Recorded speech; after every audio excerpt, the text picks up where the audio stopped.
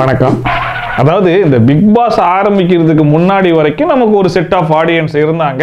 அவங்கெல்லாம் இந்த big pass ஆரம்பிச்ச உடனே இவனுக்கு வேற வேலை கிடையாதுடா, இந்த பிக் பாஸையே போடுவான் அப்படின்னு சொல்லிட்டு அவங்க எல்லாம் பொட்டி பொடிக்க எடுத்துட்டு கிளம்பிட்டாங்க.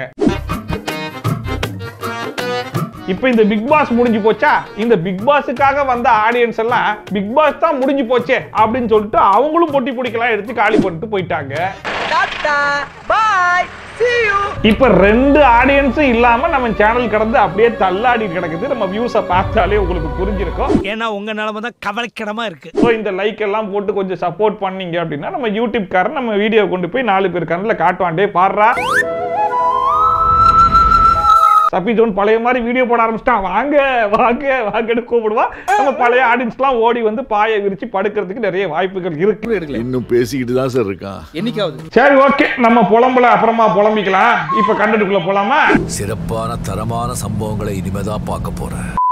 ஃபர்ஸ்ட் ஜெரினா அப்படிங்கிறவங்க கமெண்ட் பண்ணியிருந்தாங்க. அப்புறம் தமிழும் சரஸ்வதியும் சீரியல்ல நம்ம வசுக்கு வந்து ஒரு குழந்தைன்னு ஒன்று பிறந்துச்சு. பட் இப்போ வரைக்கும் அந்த குழந்தைய நம்ம கண்ணில் காட்டவே இல்லை ப்ரோ. அது என்னன்னு கொஞ்சம் போய் பாருங்க அப்படின்னு சொல்லி அமைச்சிருக்காங்க. அப்படியா அப்படின்ட்டு நானும் போய் செக் பண்ணி பார்த்தேன். ஆபரேஷன் முடிஞ்சிடுச்சு, குழந்தை பிறந்துச்சு. என்ன குழந்தை டாக்டர்? ஆண் குழந்தை.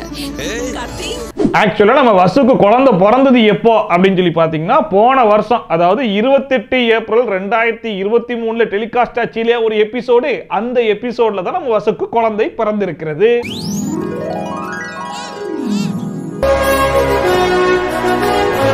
பேரனுக்கு நானே எடுக்கிறேன். கார்த்தி நீயும் வந்து நில்லு.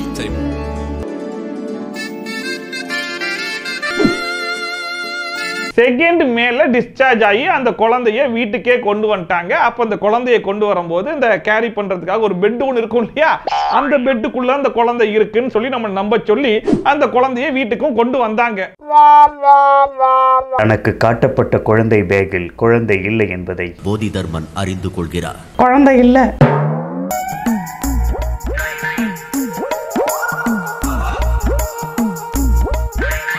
இப்ப என்ன தேதி ஆகி போச்சு? 2024 பிப்ரவரி மாசமும் பிறந்து போச்சு. இன்னுமே கிட்டத்தட்ட 10 மாசம் ஆகியுமே அந்த குழந்தைய பெட்டுக்குள்ளதான் இருக்கு. அந்த பெட்டுக்குள்ள வச்சுதான் அந்த குழந்தைய எங்க இருந்தாலும் தூக்கிட்டு வருவேன்னு நம்மளை ஏமாத்திக்கிட்டு இருக்காங்கன்னா இவங்க என்னன்னு சொல்ல. ஆக்சுவலா இந்த சீரியல் பார்க்கக்கூடிய தாய்மார்களுக்கெல்லாம் பிரெக்னன்சி, குழந்தை பிறக்குது அப்படின்னா கொஞ்சம் ரசிச்சு ருசிச்சு பாக்குறாங்க. அப்படிங்கிறதுக்காக எல்லா சீரியல்லையும் குழந்தைய பெத்தறாங்க. அவங்க பிரசவ வழியில துடிக்க உள்ள போய் பார்த்தா அந்த குழந்தையே இங்கதான் சார். ஆனா குழந்தைய காட்டுறாங்களா? குழந்தை கிடைக்க மாட்டேதுன்னு சொல்லிட்டு 150 ரூபாய்க்கு இந்த பெட்டை வாங்கி எல்லார் கையிலையும் கொடுத்து ஏமாத்திடுறாங்க. இதெல்லாம் தொழில் நேக்குமா? அடுத்ததா முத்துலட்சுமி முனியப்பன் அப்படிங்கிறவங்க நம்மளுக்கு ஒரு கமெண்ட் போட்டிருந்தாங்க. ப்ரோ இனியா சீரியல்ல இந்த டேட்ல இந்த எபிசோட்ல போய் பாருங்க, ஒரு சூப்பரான கண்டென்ட் ஒன்று இருக்கு அப்படின்னு சொல்லி சொல்லியிருந்தாங்க. அந்த கண்டென்ட்டை பார்த்துட்டு நானும் ஆடி போயிட்டேன், அசந்து போயிட்டேன். சூர்யா போன்ல இருந்து அண்ணனுக்கு ஒரு மெசேஜ் போடலாம். விக்ரம், நான் உங்ககிட்ட ஒரு முக்கியமான விஷயம் பேசணும். நான் அனுப்பி இருக்கிற அட்ரஸ்க்கு வந்துடுங்க. அவ மூஞ்ச கொஞ்சம் பார்க்க விடு.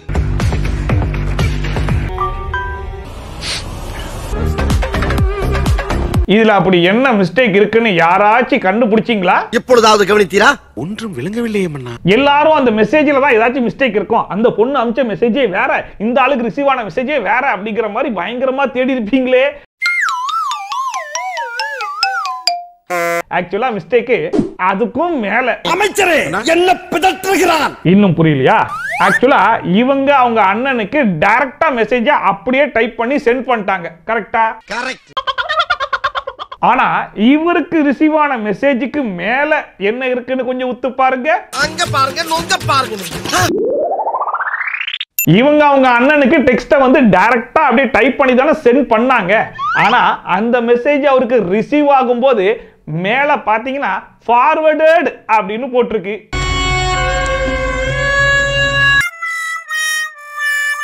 What is this? ஆக மொத்தத்துல நம்ம ஆளுங்கள்லாம் நமக்கு கண்டென்ட் கொடுக்கணும் அப்படிங்கிறதுக்காக சீரியலை கொஞ்சம் சீரியஸா பார்க்க ஆரம்பிச்சிட்டாங்கன்றது தெரியும். பட் இருந்தாலும் ஏதோ கிரைம் இன்வெஸ்டிகேஷன் மாதிரி இந்த அளவுக்கு உத்து பார்த்து கண்டுபிடிப்பாங்கன்னு இப்பதான் நானே கண்டுபிடிச்சிருக்கேன். நீ அப்படி வரியா? அடுத்ததா இன்னா அப்படிங்கிறவங்க நமக்கு ஒரு கமெண்ட் பண்ணியிருந்தாங்க. ப்ரோ எதிர்நீச்சல் சீரியல்ல இந்த டேட்ல இந்த எபிசோட்ல போய் பாருங்க, ஒரு பொண்ணை கடத்தி வச்சு கையெல்லாம் கட்டி போட்டு வச்சிருக்காங்க, அதுல ஒரு கண்டென்ட் மாட்டி இருக்கு ப்ரோ அப்படின்னு சொல்லி சொன்னாங்க.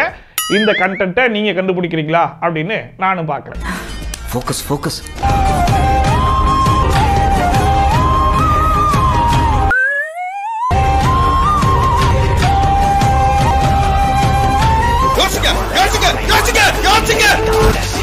எல்லாரும் பயங்கரமா உத்து கவனிச்சிருப்பீங்களே, அந்த பொண்ணு எந்த கையில எழுதுது, எந்த கையை கட்டி போட்டுருக்காங்க, இடது கையில தான் எழுதுதா, ஆமா இடது கையில தான் எழுது அப்படிங்கிற அளவுக்கு கரெக்டா கன்ஃபார்ம் பண்ணிருப்பீங்க. இங்க எங்கடா மிஸ்டேக் இருக்கு அப்படின்னு கேக்குறீங்களா? அதை நீங்கள் தான் சொல்ல வேண்டும். ஆனா அந்த புள்ள கையை விடுங்க, அந்த புள்ள ஒரு பேனாவை பிடிச்சிருக்கு இல்லையா, அந்த பேனாவுடைய கலர் ஒயிட் சார்ட்ல காட்டும் போது எப்படி இருக்கு, அதே க்ளோஸ் அப் சார்ட்ல காட்டும் போது எப்படி இருக்குன்னு பாருங்க. லட்டுல வச்சேன் நன்சியா தாஸ், நட்டுல வச்சேன். ஒயிட் சார்ட் வைக்கும்போது சார் ஒரே ஒரு சார்ட் சார், கொஞ்சம் பேனாவை கொடுங்க சார், மறந்துட்டோம்னு சொல்லிட்டு அவர்கிட்ட கடன் வாங்கி எடுத்துருப்பாங்க போல இருக்கு. சார் அப்படி இருக்கு சார், க்ளோஸ் அப் சார்ட்டையும் முடிச்சிடறோம்னு சொல்லி சொல்லும் போது அட இருப்பா எனக்கு நேரமாச்சுன்னு சொல்லிட்டு புடிக்கிட்டு போயிட்டாரோ என்னவோ, வேற ஒருத்தர்கிட்ட வேற பேனா வாங்கி எழுத விட்டு க்ளோஸ் அப் சார்ட் வச்சு சமாளிச்சிருக்காங்க.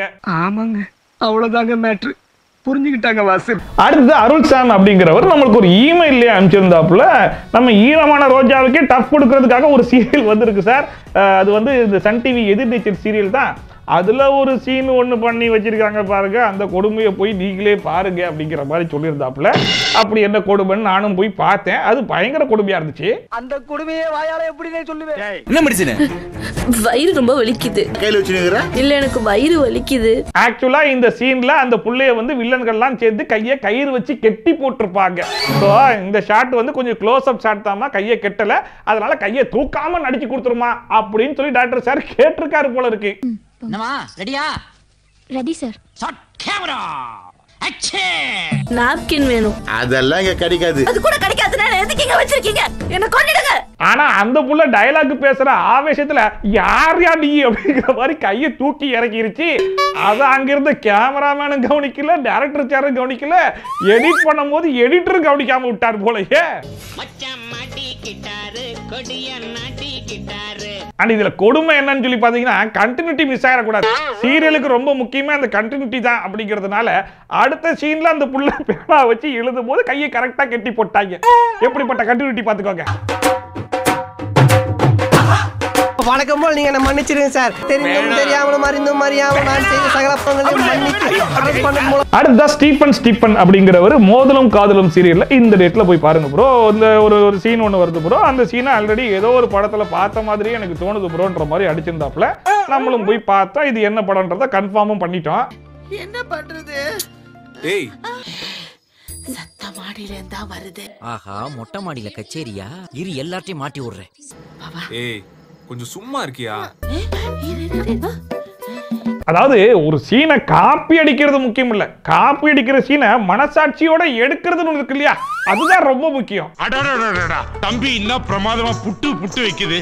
உங்க அப்பாக்குள்ள இருக்கிறது குரல் வளையமா இல்ல மோட்டார் இன்ஜினா? ஒரு நாய்ஸ் பொல்யூஷன். சே உங்களதான் சம்பந்தி. கஷ்டப்பட போறனோ தெரியல. ஒண்ணு சொல்லி தப்பில்ல.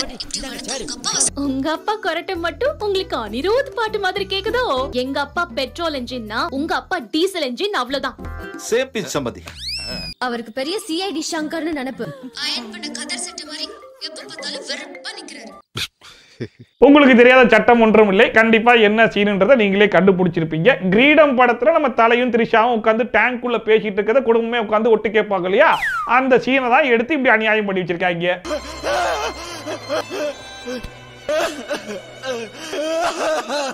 என்ன அங்க பொண்ணு மாப்பிள்ளை ஃபேமிலியை மட்டுமே கழுவி ஊத்துவாங்க, இங்க பொண்ணு மாப்பிள்ளையும் சேர்ந்து ரெண்டு பேர் ஃபேமிலியும் மாறி மாறி கழுவி ஊத்திக்கிறாங்க. உங்க அம்மா இருக்காங்களே, ஒன்னதான் உங்க அம்மா இருக்காங்களே, படுக்க சொன்னா பக்கத்துல இருக்கிறவங்க குறை வெள்ளைய நெரிக்கிறாங்க. மோட்டர் போட்டுருங்க, குடும்பமானம் போயிரும் போல் இருக்கு. ஆனா எனக்கு இதுல ரொம்ப பிடிச்ச விஷயமே அந்த ஒட்டு கேட்கறது தான். அங்க டேங்க் டேப்னு ரொம்ப சிம்பிளா எடுத்திருந்தாங்க இல்லையா, இங்க நாங்க கொஞ்சம் மெனக்கெட்டு எடுக்கிறோம் அப்படின்னு சொல்லிட்டு அவங்க ரெண்டு பேரும் பேசிட்டு இருக்கும்போது மொத்த ஃபேமிலியும் ஆப்போசிட்ல நின்று ஒட்டு கேட்க ஆரம்பிச்சிட்டாங்க. ஆக்சுவலா இந்த ஒட்டு கேட்கறதே கொஞ்சம் தப்பு தான். ஆனா அந்த ஒட்டு கேட்கறதுக்கே உண்டான மரியாதை போற அளவுக்கு ஒரு சீனை எடுக்க முடியும்னா அது இதுதான் போல இருக்கு. என் மூஞ்சிக்கு முன்னால புகழாத, அது எனக்கு பிடிக்காது. ஒட்டு கேட்கறதுக்கே உண்டான மரியாதை போற அளவுக்கு ஒரு சீனை. அடுத்ததும் ஸ்டீபன் அப்படிங்கிறது சிறகடிக்க ஆசை சீரியல்ல இந்த டேட்ல இந்த சீரியல்ல போய் பாருங்க. ஒரு மிஸ்டேக் ஒன்று பண்ணி வச்சிருக்காங்க அப்படிங்கிற மாதிரி போட்டிருந்தாப்புல. இது பல வருஷமா பல சீரியல்ல பண்ணக்கூடிய ஒரு நார்மலான மிஸ்டேக் தான்.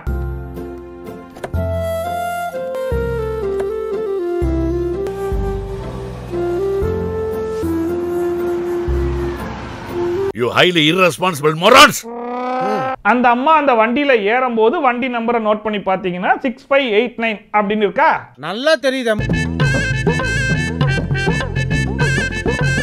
அதே வண்டி அதே டிரைவர் எங்கேயும் நிக்காம அப்படியே டிராவல் ஆகி வந்து டிராப் பண்ணும்போது அந்த வண்டி நம்பரை பாத்தீங்க அப்படின்னா 3128 மாறி போச்சுங்க. எப்படி? இதுக்கு பேர் தான் லாஜிக் இல்லா மேஜிக். அம்மா அடுத்த ஜேடி விஜய் அப்படிங்கிறவர் நம்மளுக்கு ஒரு இமெயில் அமைச்சிருந்தாப்புல, ப்ரோ சிங்கப்பெண்ணை சீரியல்ல போய் பாருங்க, அதுல வந்து ஒரு படத்தை எடுத்து அது யாருக்கும் தெரியாத மாதிரி ஒரு விஷயம் ஒன்று பண்ணி வச்சிருக்காங்க அப்படின்னு சொல்லிட்டு, இத என்ன படம்னு நீங்க கண்டுபிடிக்கிறீங்களான்னு ஒரு வாட்டி பாத்திரலாமா? நீங்க தான் உங்க பொண்ணு வேலை பார்க்கறத பார்க்கணும்னு சொன்னீங்கல்ல, போய் பாருங்க. இந்த குளத்துல பாக்கவா அப்பா ஆசையா ஓடி ஓடி வந்து, என்னடா இது, இந்த சீனை எங்கேயோ பார்த்த மாதிரியும் இருக்கு ஆனா பார்க்காத மாதிரியும் இருக்கு அப்படிங்கிற மாதிரி யோசிச்சுக்கிட்டு யாராச்சும் இருந்தீங்க அப்படின்னா இதை கொஞ்சம் பார்த்துருங்க, கிளியர் ஆயிரும். இப்ப கிளியர் பண்ணிடுவோம். இத வரண்டியமாப்ல துருவம் பாடம் நடத்துறத பார்க்கணும்னு எங்களுக்கு ரொம்ப நாளா ஆசை. படம் பாக்குற மாதிரி பார்த்தா வாங்க எல்லாம். நீங்க தான் உங்க பொண்ணு வேலை பார்க்கறத பார்க்கணும்னு சொன்னீங்கல்ல, போய் பாருங்க.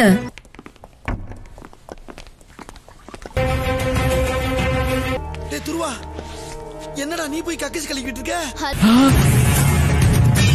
இந்த குளத்துல பாக்கவா அப்பா ஆசையா ஓடி ஓடி வந்து.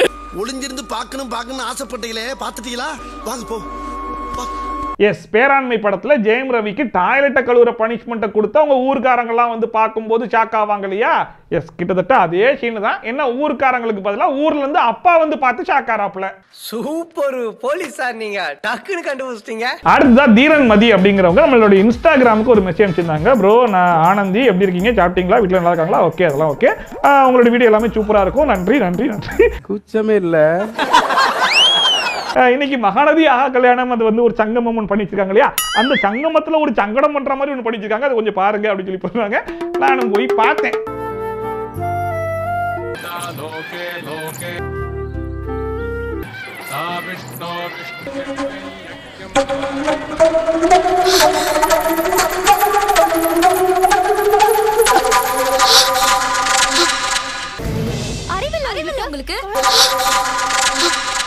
உங்களுக்கு அப்படி தோணுச்சுல, சோ எனக்கும் அப்படி தோணுதுல தப்பில்லையே. எதுக்கு? சும்மா ஒரு கிளாரிட்டிக்காக கேட்டேன். அதாவது மகாநதியும் ஆகா கல்யாணத்தையும் சங்கமம் பண்ணணும்னு சொல்லி முடிவு பண்ணிட்டாப்ல. ஆனா எப்படி மீட் பண்ண வைக்கிறது அப்படின்னு யோசிச்சுக்கிட்டு இருக்கும் போது கேடிவில குஷி படத்துல அந்த சீன் ஓடிட்டு இருக்கு. இதை ஏன் நம்ம தூக்க கூடாது அப்படின்னு சொல்லி நாசுக்கா தூக்கி யாருக்கும் தெரியாத மாதிரி அடிச்சு விட்டுருக்காப்ல. வரலாறு மிக முக்கியம் அமைச்சரே. ஆனா உண்மையிலேயே ஒரு பாராட்டக்கூடிய விஷயம் என்ன அப்படின்னு சொல்லி பாத்தீங்கன்னா, நம்ம டைரக்டர் சார் இந்த சீனை பார்த்த உடனே இது அந்த சீன் தானா அப்படின்னு கண்டுபிடிக்காத அளவுக்கு எடுத்திருக்காருல்ல, அதை நம்ம பாராட்டியே ஆகணும். பட் நீங்களும் சரி நானும் சரி பார்த்த உடனே இது அந்த சீன் தான் அப்படிங்கறத கண்டுபிடிச்சா அது வேற கதை. இதெல்லாம் ஓவர் நக்கலு. சோ அவ்வளவுதான் இன்னைக்கு வீடியோ பார்த்து கொஞ்சமாச்சு வாய் விட்டு சிரிச்சிருப்பீங்க நம்புறேன். ஒருவேளை சிரிச்சிருந்தீங்கன்னா மறக்காம இந்த லைக் சப்ஸ்கிரைப் எல்லாத்தையும் போட்டு கொஞ்சம் சப்போர்ட் பண்ணுங்க. அப்பதான் இந்த யூடியூப் காரன் என்ன பண்ணுவானா, நம்ம வீடியோ கொண்டு போய் 4 பேர் கண்ணில் காட்டுவான். இப்போ வரைக்கும் எடுத்து ஒளிச்சே வச்சிருக்கான். டேய் ஒளிச்சு வச்சுதான் எவனுக்குடா தெரியுன்ற அளவுக்கு வச்சிருக்கேன். நீங்க லைக் எல்லாம் பண்ணாதான் லைக் பண்றாங்க. வா வா கொஞ்சம் வெளியே வா, ரைட் ரைட் ரைட் லெஃப்ட் லெஃப்ட்னு சொல்லிட்டு வெளியே கொண்டு வருவான். நம்ம சேனல்லையும் 4 பேர் கண்ணில் பார்த்து பழைய வியூஸ்லாம் மறுபடியும் நம்ம இடத்துக்கே வந்து சேருவாங்க. ஸோ அந்த வேலையெல்லாம் கொஞ்சம் பார்த்து வச்சிருக்கேன். ஸோ மீண்டும் வேற ஒரு சூப்பரான கண்டென்ட்ல, சூப்பரான ரிவ்யூல, சூப்பரான ட்ரோலோட உங்களை வந்து சந்திக்கலாம். That's bye from Shafi. Ta-ta bye and take care. சந்தோஷமாக வீட்டுக்கு செல்லுங்கள். நன்றி, வணக்கம்.